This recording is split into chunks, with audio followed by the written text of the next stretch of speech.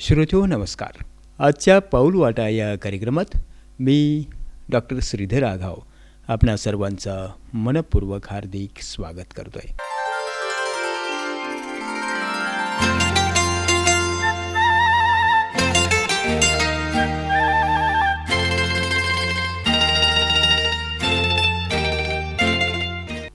मंडळी, आजच्या पाऊल वाटा या कार्यक्रमात आपण ऐकणार आहोत BSNLचे सेवानिवृत्त सहाय्यक महाप्रबंधक दिनकर सुखदेव शेळके यांची डॉक्टर श्रीधर आघाव यांनी घेतलेली मुलाखत. मंडळी नमस्कार. आजच्या पाऊल वाटा या कार्यक्रमामध्ये मी आपणा सर्वांचं मनपूर्वक स्वागत करतोय. ज्यांनी समाजासाठी त्यांचं आयुष्य वेचलेलं आहे अशा मंडळींना आपल्या कार्यक्रमामध्ये निमंत्रित करत असतो. त्याचाच एक भाग म्हणून आज आकाशवाणी बीड केंद्राच्या स्टुडिओमध्ये सेवानिवृत्त सहाय्यक महाप्रबंधक भारत संचार निगम लिमिटेडचे श्रीयुत दिनकर सुखदेव शेळके साहेब हे आपल्या बीड जिल्ह्यातलेच आहेत. त्यांना आपण आकाशवाणी बीड केंद्राच्या स्टुडिओमध्ये निमंत्रित केलेलं आहे. सर, कार्यक्रमात आपलं खूप खूप स्वागत आणि नमस्कार. नमस्कार.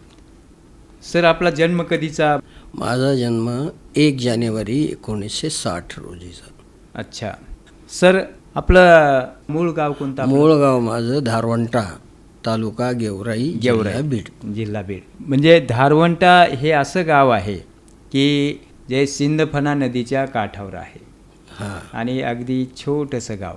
तुमचं बालपण तिथंच गेलं का? मग माझं बालपण एकदम लहानपणी माझ्या मामाच्या गावी गेलेलं आहे. मामाच्या गावाला. मामाचं गाव कोणतं? मामाचं गाव साक्षाळ पिंपरी. साक्षाळ पिंपरी. फक्त सिंदफणा नदीमध्ये होती. अच्छा. त्या काळात तुमच्या गावात कितवीपर्यंत शाळा होती? त्या काळात आमच्या गावात 4थीपर्यंत शाळा होती. अच्छा. परंतु साक्षाळ पिंपरीला आम्ही राहत असल्यामुळं मामाच्या गावी तिथं सुद्धा 4थीपर्यंतच त्या काळात शाळा होती. आणि तिथं 1ली आणि 2री हे 2 वर्ष साक्षाळ पिंपरीला शाळेमध्ये काढले होते. 3री आणि 4थी? 3री आणि 4थीला धारवंट्याला परत आले. कौटुंबिक वातावरण वगैरे तुमच्या बाल? कौटुंबिक वातावरण इतकं चांगलं होतं, आनंदी होतं. आणि मी साक्षाळ पिंपरीला ज्यावेळेस राहायला आलो तर त्यावेळेस परिस्थिती अशी होती की मला सख्खा मामा नव्हता. अच्छा. परंतु तो एक अनुभव खूप मोठा आणि महान वाटला की सख्खा मामा तरी 1 किंवा 2 किंवा 4 असू शकतात, परंतु माझं गावच हे मामा होतं. आणि माझ्या पूर्ण कुटुंबात, आईच्या कुटुंबात जेवढे असायचे तेवढे आम्हाला मायानी भाचे म्हणूनच नेहमीसाठी बोलवत असत. किती आनंदी वातावरण ना. फार आनंदी वातावरण पूर्ण वाड्यामध्ये. आणि त्याच्यामध्ये आम्ही ज्या वेळेस तिथं राहत होतो त्यावेळेस आम्हाला जावई किंवा भाचे बुवा याच्या व्यतिरिक्त आम्हाला दुसरा कोणताही शब्द ऐकायला मिळत नव्हता. आणि इतकं प्रेमाचं आणि सौहार्दाचं वातावरण होतं की जेणेकरून कुठलाही कार्यक्रम असला तर त्या कार्यक्रमामध्ये आम्हाला आवर्जून बोलवलं जात असं आणि थोडंसं मार्गदर्शन सुद्धा केलं जात असं. मी नेहमी सांगत असतो वेगवेगळ्या कार्यक्रमाच्या माध्यमातून की आज परिस्थिती अशी आहे, मामाचं गाव आपण हरून टाकलेलं आहे. तशी परिस्थिती शेळके सरांच्या बाबतीत अगदी म्हणजे अतिशय छान परिस्थिती होती पूर्वीच्या काळात. म्हणजे यांच्या बाबतीतच नाही, आपल्या प्रत्येकाच्या बाबतीत जे ज्येष्ठ मंडळी आहेत, जे सध्या 60 वर्षाच्या वर जे मार्गक्रमण करत आहेत, त्या सर्वांच्या बाबतीमध्ये हीच परिस्थिती असल्याचं किंवा त्यांच्या बालपणीची हीच परिस्थिती असल्याचं आपल्याला जाणवतं. तर सर, आपलं मग प्राथमिक शिक्षण पुन्हा 3री आणि 4थी धारवंट्याला झालं? हां, धारवंट्याला झालं. मग 4थीला बऱ्यापैकी समज येते ना आपल्याला? 4थीला आणि 5वी नंतर. मग 5वी नंतरचं शिक्षण कुठं? 5वी नंतरचं शिक्षण आम्हाला उक्कड पिंपरी, तालुका गेवराई जवळच आहे. उक्कड पिंपरीला शिक्षण झालेलं. म्हणजे तिथून जवळच आहे 3 किलोमीटरवर. मग तिथं कितवीपर्यंत झालं? तिथं 7वीपर्यंत शिक्षण. 7वीपर्यंत. आणि मग 7वीच्या नंतर 8वी ते 10वी फुलसांगवीला झालं. फुलसांगवी आताच गेवराई तालुका होता, फुलसांगवीला आता शिरूर तालुका झालेला. म्हणजे जवळच 5 किलोमीटरचे अंतरावर आहे आमच्या गावापासून. मग तुमच्या प्राथमिक शाळेमध्ये एखादे सर तुम्हाला आठवतात का, जे खूप मारायचे, जे शिस्त लावायचे? नारायण मुळे म्हणून आम्हाला 3री-4थीला होते. हो हो हो. 3री-4थीला असताना. पहिली दुसरीला काय कळत पहिली नसतं दुसरीला आपल्याला. कळत आहे. पहिली दुसरीला आम्हाला ठाकूर सर हा. आणि दुसरे एक परीट सर म्हणून होते. अच्छा. तर ते त्यावेळेस वंदे मातरम हा हा जी प्रार्थना घेत होते, हा हा. ती प्रार्थना आज तागायती माझ्या कानात आणखी घुमत राहते. वा. कारण एवढं मार्गदर्शन आणि एवढी त्या काळात देशभक्ती आणि स्वाभिमान एवढा रुजलेला हो, होता हो, हो, हो. की त्यामुळं प्रत्येक विद्यार्थी की वेळेनुसारच येत असं आणि ह्या गुरुजनांची कृपा त्यांनी आम्हाला सर्वांना शिस्त लावली. बरोबर बरोबर म्हणून आम्ही घडलो बरोबर. सुरुवातीपासूनच. म्हणजे त्या काळात देशभक्ती ही खरोखरची देशभक्ती होती. खरोखरची देशभक्ती होती. दाखवण्यासाठीची देशभक्ती नव्हती. नव्हती. म्हणजे मध्ये काहीतरी राजकारण आहे असं किंवा काही काहीतरी आहे, काहीतरी फायदा त्याच्या पडद्याआड करून आपल्याला मिळवायचा, अशी देशभक्ती तेव्हाची नव्हतीच. नव्हती. आणि त्या काळात 15 ऑगस्ट आणि 26 जानेवारी जर आला हो तर 15 दिवस आम्ही आईवडिलाच्या पाठीमागं रडून रडून आकांत करायचो, परंतु आम्हाला हाफ पॅन्ट खाकी हो, हो, आणि हो, हो, हाफ शर्ट घेतल्याशिवाय हो, हो, आम्ही हो. 15 ऑगस्ट कधीही अगदी चुकवलेला अगदी नाही. अगदी अगदी बरोबर बरोबर. म्हणजे बालपणीचा काळ खरंच किती समृद्धी आणि सुखाचा होता. सुखाचं. म्हणजे त्याच्यामुळं की तेव्हाचे गुरुजी सुद्धा विद्यार्थ्याचे लाड करायचे, पण त्याला संस्कारितच करायचे. हां. म्हणजे मुलाचं, लेकराचं, त्या विद्यार्थ्याचं काही जर चुकलं तर त्याला तेवढा मारसुद्धा तेवढाच भेटायचा, छडीसुद्धा तेवढीच भेटायची. आणि मंडळी जेव्हापासून सर मग माध्यमिक शिक्षण 8वी नंतर 7वी पर्यंत तुमच्या काळात प्राथमिक शिक्षण होतं?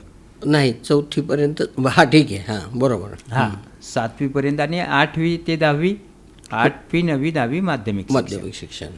मग त्या काळात तुमचा आवडता विषय असा कोणता होता ज्याच्यात तुम्ही फार हुशार असायचे? माझं गणित पूर्वीपासून थोडंसं बरं होतं आणि गणितामध्ये चांगलं होतं म्हणायला काही हरकत त्याचाच नाही. परिणाम पुढे बाळाचे पाय पाळण्यात दिसतात असं म्हणल्यासारखं. आणि हे गणिताचं मार्गदर्शन हे जे करणारे होते हो. ते आमचे गुरुवर्य जयसिंगराव शेळके म्हणून होते. हो, त्यांनी 5वी ते 7वी पर्यंत गणित आणि इंग्रजी माझा विषय फार चांगला करून घेतला.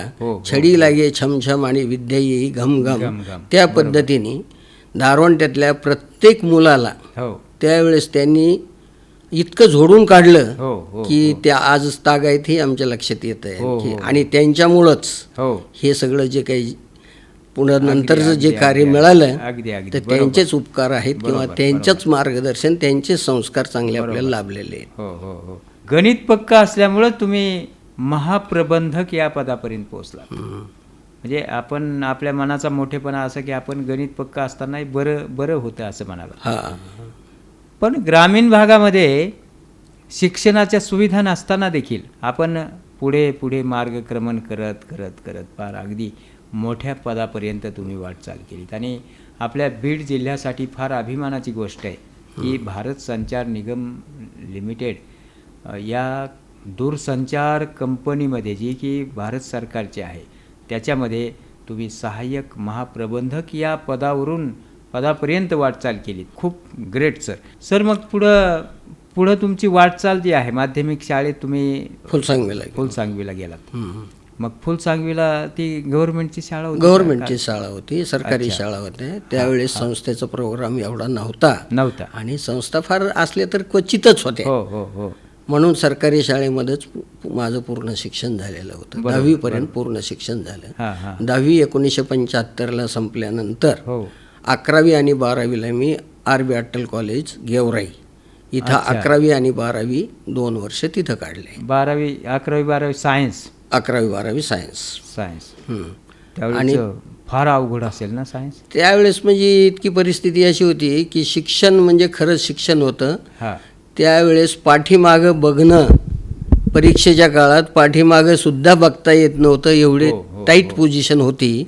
आणि त्या काळामध्ये सांगायची गोष्ट एवढीच वाटती की आम्ही त्यावेळेस 32 मुलं सायन्सला होतो 12वीला. बरोबर. त्यापैकी फक्त 4 विद्यार्थी पास झालेले 12वीला. आणि ते 12वीला पास झाल्यानंतरच आम्ही नंतर 12वीला पास झाल्यानंतर आर.बी. अट्टल कॉलेजला आम्ही बलभीम महाविद्यालय कॉलेज इथं फर्स्ट इयर आणि सेकंड इयरला ॲडमिशन घेऊन तिथं फर्स्ट इयर सेकंड इयर पूर्ण केलं. हो आणि नंतर काही काळानंतर असं समजलं की ज्यांच्या ह्या कॉलेजेस वगैरे आहेत त्या ठिकाणी जर आपण म्हणजे शिक्षण घेतलं हो तर त्यांचे ज्या कॉलेजमध्ये विद्यार्थी शिक्षण घेऊन पूर्ण होतो हो त्याला त्या ठिकाणी नोकरी मिळते.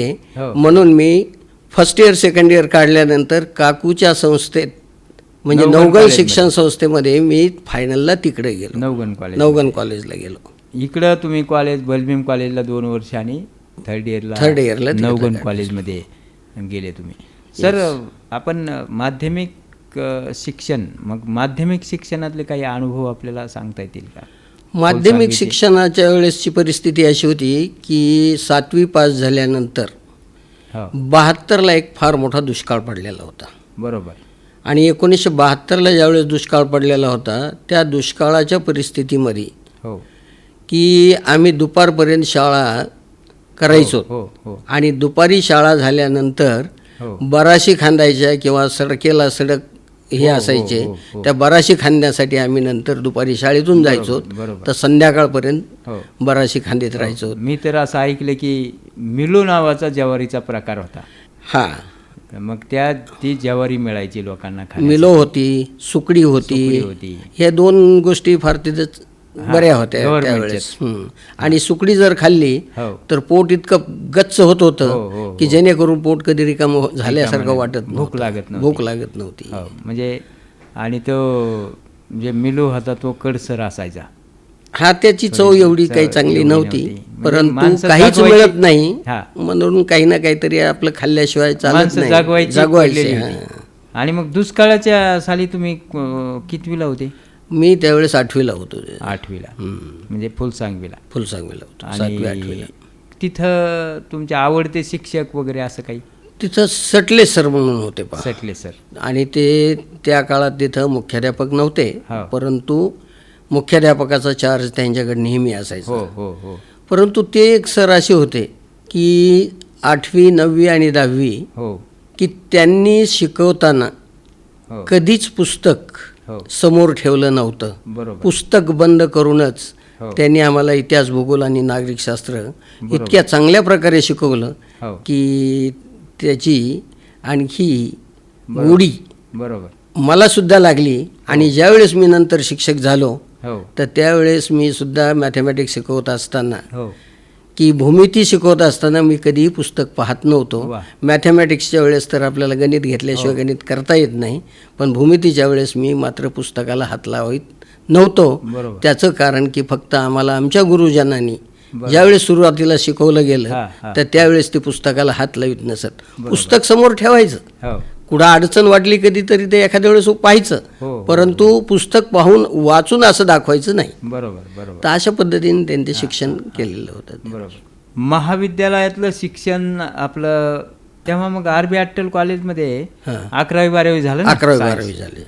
आणि ग्रॅज्युएशन ह्या 2 महाविद्यालयात झालं.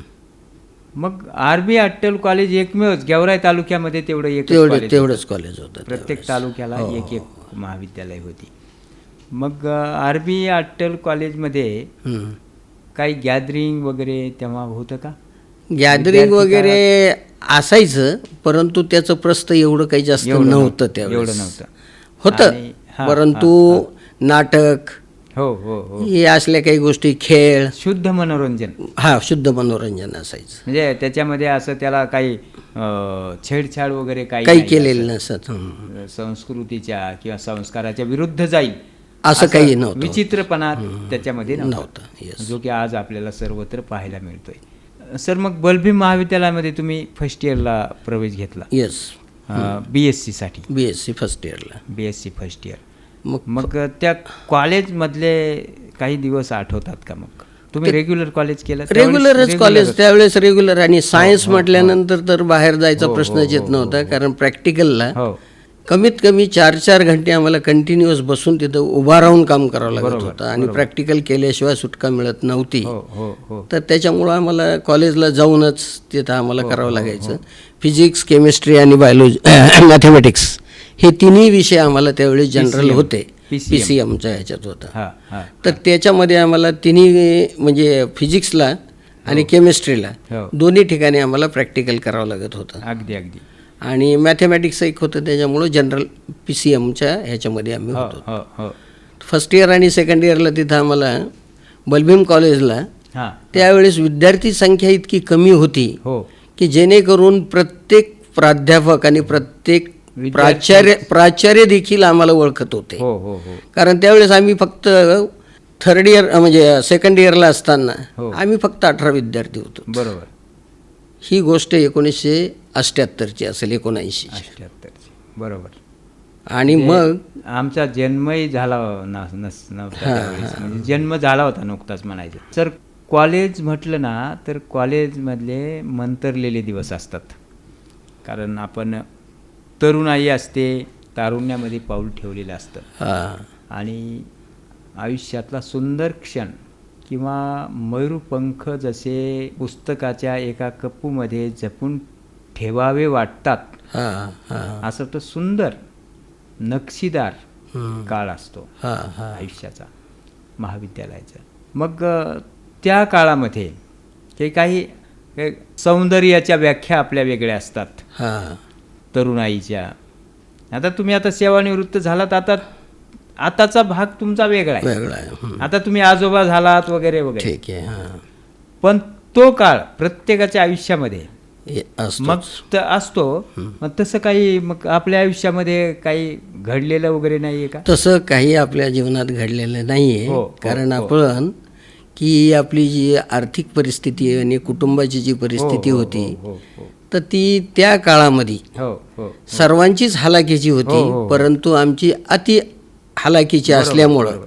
आम्हाला बाकीच्या काही गोष्टी करण्यामध्ये हो, हो. एवढा काही फक्त आम्हाला अभ्यास एके अभ्यास. अभ्यास एके अगदी, अभ्यास अगदी, अगदी. आणि हेच करावं लागलं. या सगळ्या आणि अभ्यासामध्ये त्यावेळेस ट्युशन अमकं तमकं हे क्लासेस वगैरे असला काही प्रकार नव्हता. हो, हो. इव्हन देन एवढंच नाही तर आमच्या काळात त्यावेळेस गाईडसुद्धा नव्हते. हो हो म्हणजे प्राध्यापकांनी शिकवल्याशिवाय हा हा हा आम्हाला समजत नसं, म्हणून त्या काळामध्ये आम्हाला पिरियड बुडवणं सुद्धा शक्य होत मी नव्हतं. हा प्रश्न सर याच्यासाठी विचारला की त्या काळातली पूर्वीच्या काळातलं प्रेम देखील फार पवित्र आणि शुद्ध असायचं हो.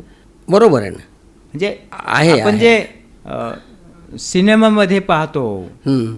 किंवा हे जे आपण आता सध्या मीडियावर किंवा प्रसारमाध्यमावर वेगवेगळ्या याच्यामध्ये बातम्यामध्ये आपण वाचतो ऐकतो, तसं प्रेम बिलकुल नव्हतं हो. नाही, ते नाही. अगदी शुद्ध आणि पवित्र प्रेम होतं. शुद्ध आणि पवित्र प्रेमच होतं. हा. आमच्या काळामध्ये ज्यावेळेस त्यावेळेस नाटक व्हायचे, हो हो त्या नाटकामध्ये सुद्धा बऱ्याच वेळेस स्त्री पात्राला सुद्धा कोणी तयार होत नसं, अगदी, काही कोणी अगदी. येत नसं, हो, म्हणून हो. पुरुषाला बऱ्याच वेळेस हो, हो, स्त्री हो, पात्र हो, करावं हो, लागत हो, होते. बरोबर, आणि बरोबर. कोणत्याही स्त्रीने किंवा मुलीने जर त्याच्यात पार्टमध्ये भाग घेतला हो, हो, तर हो. तिच्या अंगाला स्पर्श असा कधीही कुणी केला